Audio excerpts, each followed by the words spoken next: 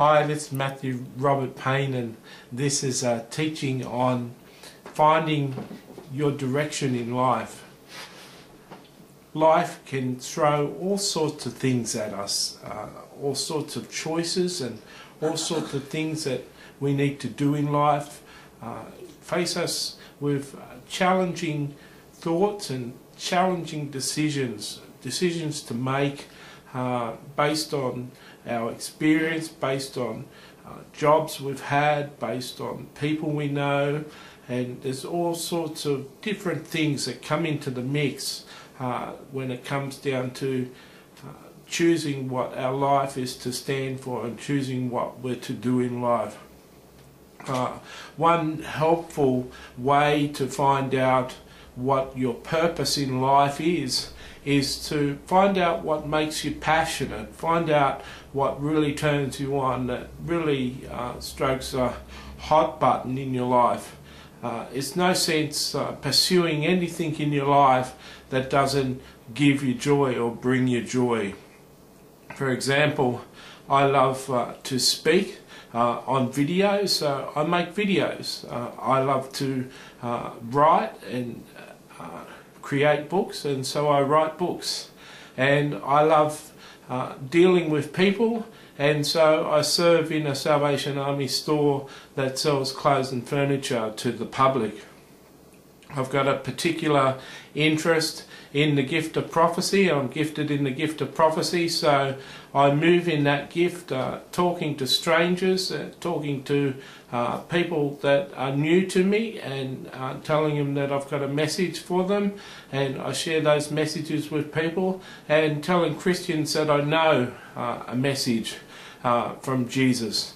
So there's a number of spiritual gifts that are available for each person to find out whether they're gifted in those things. And you can go online and do a test called a spiritual gifts test, and that'll tell you what you're gifted in. And when you answer the questions, you fill out all these questions, it'll come back with an answer or answers on what are your strongest spiritual gifts, and they're the areas that you want to be working in. So I'm gifted with encouraging people, so being in a management position or being in a position where I mix with plenty of people is the ideal situation for me. Some people are quiet people, and so they enjoy programming or doing something by themselves.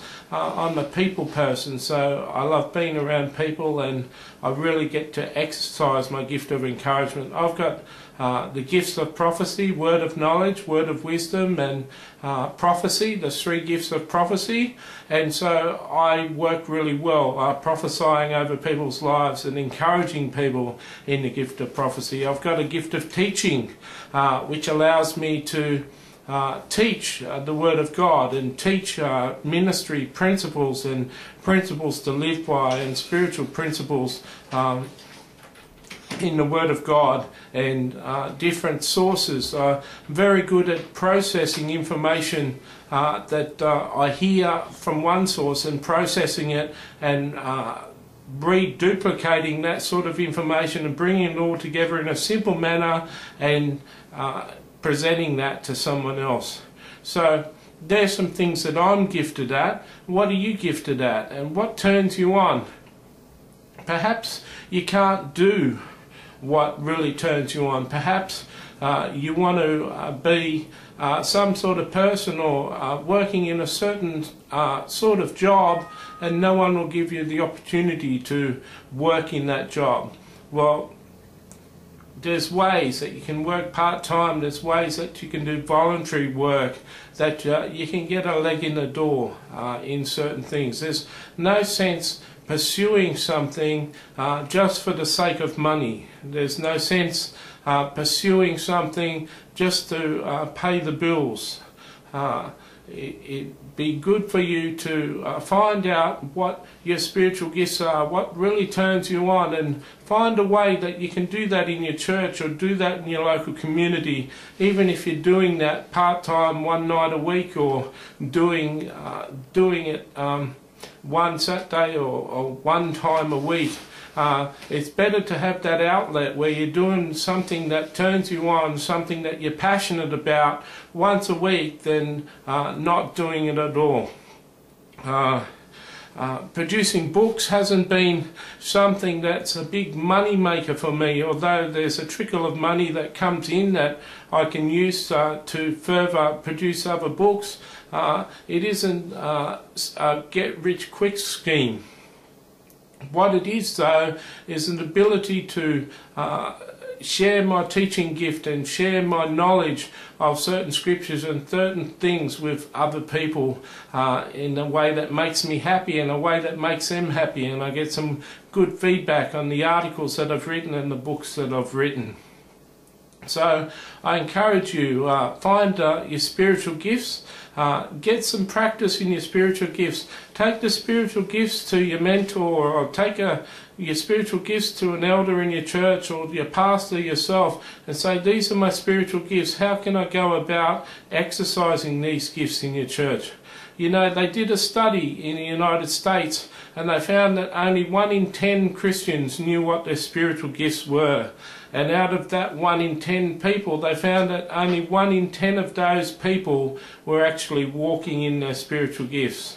That means there's a tremendous amount of people in America that aren't enjoying life the way they should be enjoying life. Now, there's a certain percentage of people in America that are exercising their spiritual gifts without even an awareness that they're gifted in those areas, that what they're gifted in is in fact a spiritual gift. So there would be a percentage of Americans that are being fruitful and investing their talents without knowing that that's a talent. It's just something that they're naturally good at. For an example, there was a gift of encouragement that we were given. With the gift of encouragement, I'll just use an example, we were given a list of the 22, 24 spiritual gifts and told to go to 10 people and ask them what they believe our spiritual gifts were.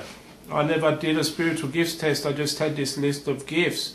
And I took it to 10 people and they all marked down which gift they reckon I was good at, and 7 out of the 10 people said that I had the gift of encouragement. Well, that came as a surprise to me. First of all, I didn't know what the gift of encouragement was, and secondly, I didn't know I was so good at it. So I was just doing that naturally, but once I found out I had the gift of encouragement, I turned it up a notch. And I paid particular attention, or more attention, to people and attention to details, and encouraged people when they deserve to be encouraged, when they've done something right or look right, or they look nice in a dress, or they're dressed well, or they're working well, or doing something well that I can have the opportunity to encourage. I encourage those people in those things. So I encourage you. Find out what you're good at, find out what you're passionate at, and decide if you can pay the price to get skills and get abilities in those areas. And soon you'll find yourself living the dream and living what you're designed to do. God bless.